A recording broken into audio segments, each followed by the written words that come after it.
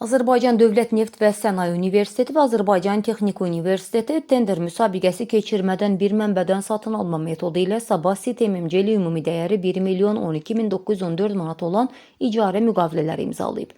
Bir xəbər media Yeni Avaz.com-a istinadən xəbər verir ki, bir il müddətində qüvvədə olacaq müqavilələr çərçivəsində ASTU 544.779 manat, Neft və Sənaye Universiteti isə 468.135 manat ödəniş edəcək.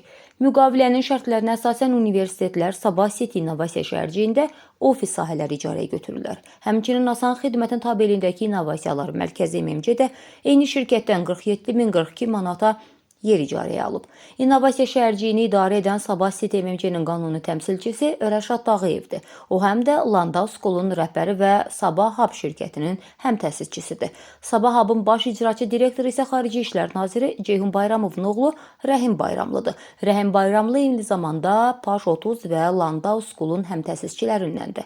Landau School-un digər həmtəsisçisi Emil Leznikin atası Yefim Leznik isə uzun illər Bakıdakı Xabadoravner Yəhudi məktəbinin direktoru olub.